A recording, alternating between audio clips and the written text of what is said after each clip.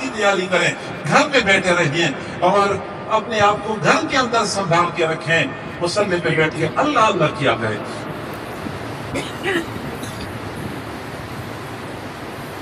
معزز سامعین، معزز خواتین، میری ماں بہنیں، دوسروں کی عزتوں کا نشان نہ کیا کرے، کیونکہ جو دوسروں کی عزت کا نشان کرتا ہے اللہ تعالیٰ اس دنیا میں ذلیل کر دیتا ہے۔ میں اس طرح سمجھانے کے لیے عرض کرتا ہوں کہ اللہ کے ہاں کسی مسلمان کی عزت اور آبرو کی قدر قیمت کتنی ہے؟ حضور نے فرمایا سود کے 70 درجے ہیں اور سب سے ادنا درجہ اتنا برا ہے جیسے کہ بندہ اپنی ماں کی سامنے کھائی۔ یہ سب سے کم درجہ ہے سود کا، اور پھر حضور نے فرمایا کہ بدترین سود، مبغوض ترین سود کسی مسلمان کی عزت کو نقصان پہنچانا ہے۔ وہ پھر سب سے اوپر درجے کا سود بن جاتا ہے جب ہم کسی مسلمان کی عزت کو نقصان پہنچاتے ہیں۔ تو یہ اگلی آفت ہے زبان کی کہ ہم اس کے ذریعے غیبت کرتے ہیں اور دوسروں کی عزتوں کو نقصان پہنچاتے ہیں۔ زبان کی اگلی آفت یہ ہے کہ ہم لوگوں کا مذاق اڑاتے رہتے ہیں۔ بعض لوگوں کا محبوب مشغلہ ہوتا ہے، ہر کسی کے اندر کوئی نہ کوئی عیب نکال کے اس کا مذاق اڑاتے ہیں اور پورے مجلس میں اس کو پریشان کرتے ہیں، اس کی تذلیل کرتے رہتے ہیں۔ کبھی تو اس کی شکل و صورت کے بارے میں کہتے ہیں کہ آنکھیں ایسی ہیں کہ شکل ایسی ہے، کبھی اس کی گھر کے بارے میں کہتے ہیں کہ گھر کا ماحول ایسے ہے، کبھی اس کی غربت کا مذاق اڑاتے ہیں، کبھی اس کی برادری کا مذاق اڑاتے ہیں۔ ایسا مشغلہ بنایا ہوا ہے کہ دوسروں کو ہنسا رہے ہوتے ہیں، ایک آدمی کے دل میں تیر پہ تیر پیوست کر رہے ہوتے ہیں۔ اور میں لا یسخر قوم من قوم عسى ان يكونوا خيرا منهم، کوئی بندہ کسی بندے کا مذاق نہ اڑائے، ممکن ہے کہ وہ بندہ اس سے بہتر ہو۔ یاد رکھے رنگ رنگت کی وجہ سے، قد کاٹ کی وجہ سے، مال پیسے کی وجہ سے، ذات برادری کی وجہ سے کوئی بندہ دوسرے سے بہتر اور برتر نہیں ہو سکتا۔ جس بندے کا مذاق اڑایا جا رہا ہے جس کی رنگت ٹھیک نہیں ہے، ذات برادری کم درجے کی ہے یا وہ غریب ہے، ممکن ہے کہ اللہ رب العزت کے ہاں اس کا مقام اور مرتبہ بہت بڑا۔ لا يسخر قوم من قوم عسى ان يكونوا خيرا منهم ولا نساء من نساء عسى ان يكن خيرا منهم۔ عورت دوسری عورت کا مذاق نہ اڑائے، ممکن ہے کہ وہ دوسری عورت اس عورت سے بہتر۔ اور میں خاص طور پہ عرض کرتا ہوں خواتین وہ اس حوالے سے زیادہ بے احتیاطیوں کا سامنا کرنا پڑتا ہے کہ لوگوں کی ظاہری شکل و صورت کی بنیاد پہ ان کا مذاق اڑاتی ہیں، یہ ان میں عیب نکالتی ہیں۔ چھوٹے بچے کو دیکھتی کہہ دیا کہ اس کی آنکھ کی چھوٹی ہے، اس کی پیشانی ایسی ہے اور اس کا منہ ایسے ہے اور اس کا پہلی نظر میں سراپا کو دیکھ لیتی ہے اور پھر مذاق اڑانا شروع کر دیتی ہے۔ معزز خواتین، میری ماں بہنوں بیٹیوں، جو بندہ کسی بھی انسان کی شکل و صورت پہ عیب نکالتا ہے، حقیقت میں وہ اللہ رب العزت کی کاریگری پر الزام لگا رہا ہوتا ہے۔ میں اگر یہ کہتا ہوں کہ یہ فرنیچر اس میں یہ عیب ہے اور یہ عیب ہے، حقیقت میں کاریگر پر میں الزام لگاتا ہوں کہ کاریگر نے کمزوری کا مظاہرہ کیا ہے۔ میں کہتا ہوں کہ اس تعمیر کے اندر یہ عیب ہے اور یہ عیب ہے، حقیقت میں کاریگر پر الزام لگا رہا ہوتا ہوں۔ اسی طرح جو بندہ کسی بھی انسان کی شکل و صورت کو بنیاد بنا کے مذاق اڑاتا ہے، حقیقت میں اللہ رب العزت کی کاریگری پر الزام لگا رہا ہوتا ہے، جو ہمارے لیے بہت خطرے کی بات ہے۔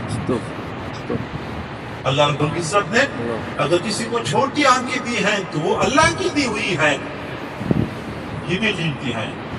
کسی کا قد چھوڑتا ہے تو وہ بھی اللہ کا دیا ہوا ہے، تو وہ بھی ٹھیک ہے۔ اللہ کی کاریگری کے بارے میں کوئی بندہ تبصرہ ہی نہ کرے، شریعت مطہرہ تبصرہ کی بھی اجازت نہیں دیتی۔ جیسے کہ حضرت عائشہ صدیقہ نے تبصرہ کیا تھا، ورنہ اور تو کوئی بات نہیں کی تھی، اس پر حضور کتنا ناراض ہو گئے تھے۔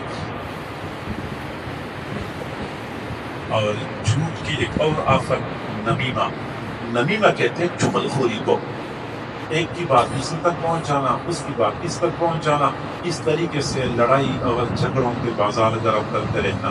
جو کام شیطان نے کرنا تھا تو شیطان آرام سے بیٹھا ہوا ہے، بس لوگ لگے ہوئے ہیں شیطان کی نیابت میں فریضہ و حسن کو بھی سر انجام دے رہے ہیں۔ ایک دوسرے تک باتیں پہنچانا، بدترین بندہ ہوتا ہے وہ.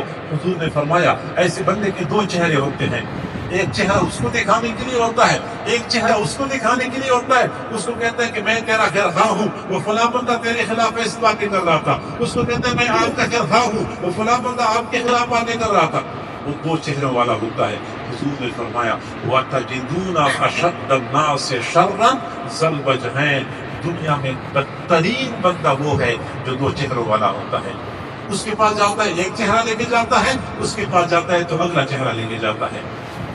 یہ نمیمہ کہلایا جاتا ہے. فرمایا لا يدخل الجنة نمام, یہ چغلخور بندہ جنت میں داخل نہیں ہوگا. حضرت موسیٰ علیہ السلام کے زمانے میں قحط پڑا, بارش نہیں ہو رہی تھی. حضرت موسیٰ علیہ السلام اپنے قوم کو لے کے بارش مانگنے کے لیے شہر سے باہر نکلے. دعائیں مانگتے رہے, بارش کے آثار نظر نہیں آ رہے تھے. اللہ پہلے تو میں جب بھی دعا مانگتا تھا میری دعا قبول ہو جاتی تھی, اب کیا مسئلہ بنا ہے میری دعا قبول ہی نہیں ہو رہی. تو اللہ رب العزت نے فرمایا آپ کی دعا کیسی قبول ہو جائے, آپ کی اس مجمع کے اندر ایک بندہ چغلخور موجود ہے. ایک چغلخور کی وجہ سے پورا مجمع اللہ کی رحمت سے محروم تھا, دعا قبول نہیں ہو رہی تھی. تو جس گھر میں ہر وقت چغلیوں کا بازار گرم ہو رہا, وہ گرم ہوتا ہے, وہاں رحمت کے دروازے تو ہم خود اپنے اوپر بند کر دیتے ہیں.